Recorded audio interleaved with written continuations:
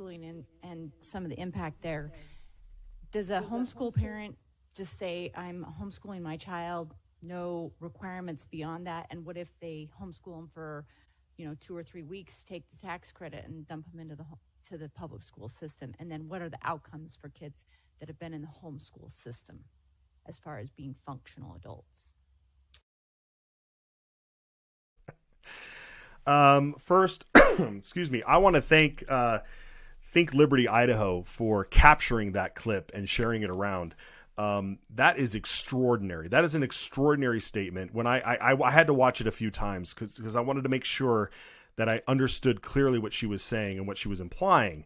And I am flabbergasted that a sitting representative, that's Stephanie Mickelsen, that a sitting representative would disparage Idaho citizens and specifically homeschoolers and homeschooling families by implying that they would commit fraud, because that's what that is when you take a tax credit for one reason and then turn around and then violate that reason by doing the opposite thing and keeping the tax credit. And then B, which is what I really want to talk to some of these homeschoolers that are coming up, is to imply that homeschoolers may not come out as functional adults because they didn't go through the public school system, which I mean, should we have that debate on who's more functional in society or respectful or whatever? Samantha Steigleder is from Post Falls. She is recently elected to the city council of Post Falls. So welcome, councilman. But more importantly, you are a mom, you homeschool, and I know in your professional life, you're also a nurse. So there is a lot of bona fides here for you, and I welcome to the program.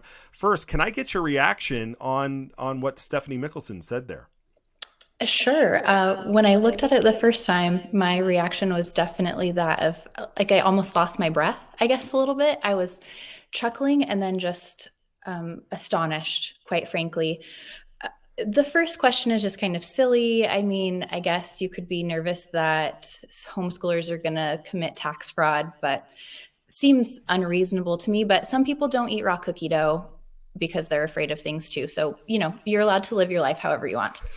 But that second part is kind of mean. I was talking to my husband about it and I was like, is this an audition for that new Mean Girls movie? To ask if someone is a functional adult based on how their parents raised them in a free country it's astonishing and it's kind of mean. So. Yeah. And and you don't have to get too personal, but where are you in your homeschooling career? Oh, in nursing land, we would call it a novice, I think. I have 3 very lovely and sometimes weird boys. My eldest is only 10 and my youngest is 6. So we've been homeschooling for a little over 5 years.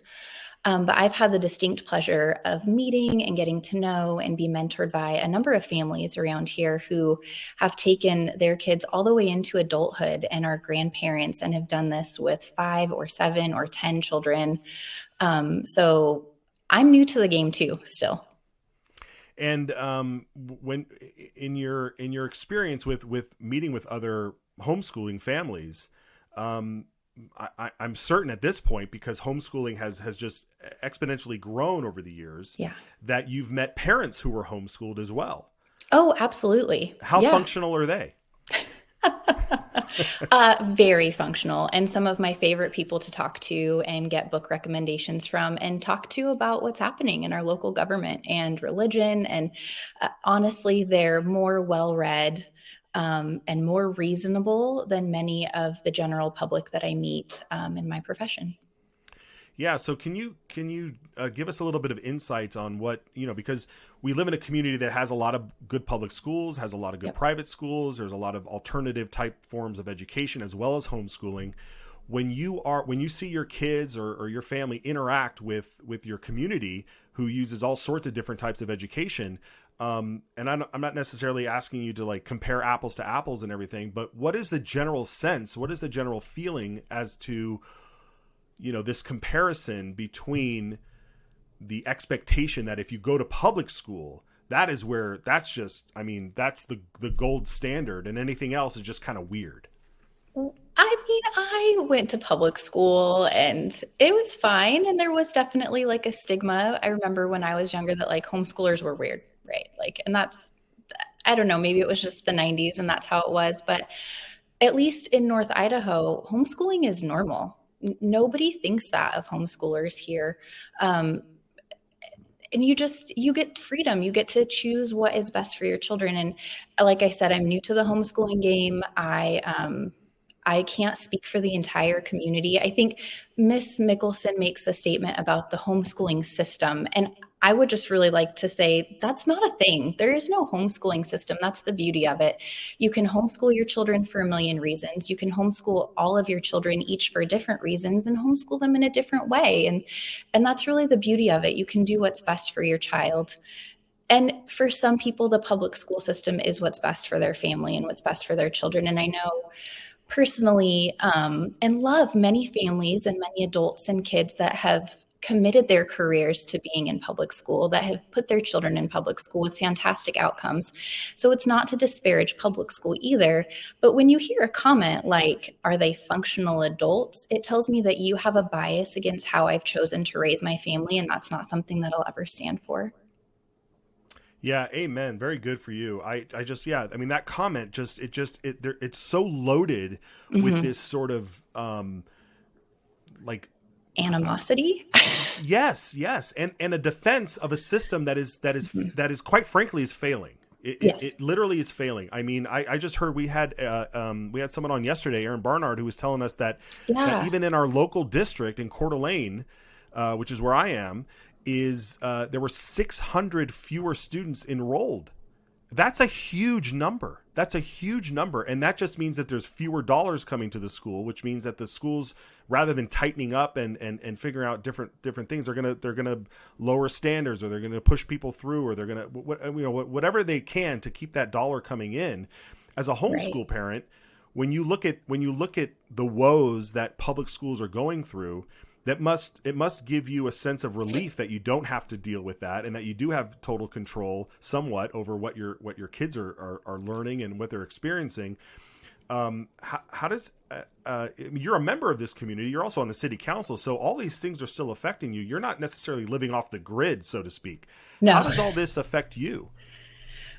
I mean, I would love a $5,000 tax credit, but I think if you listen to other comments that have been made about these programs and voucher programs and other comments that Miss Mickelsen has made on other podcasts like the Idaho Main Street podcast last year, they can't pull the plug on public school. And I get it. I get that they can't do that. But like you're saying, they're not going to tighten up. And I think that there's this idea that when you start taking your kids out of the system, you're in some way, shape, or form disenfranchising the other children that choose to go to public school. And I think that that's just incorrect. What you're actually doing is helping them to become more efficient and do a better job by allowing the market to act.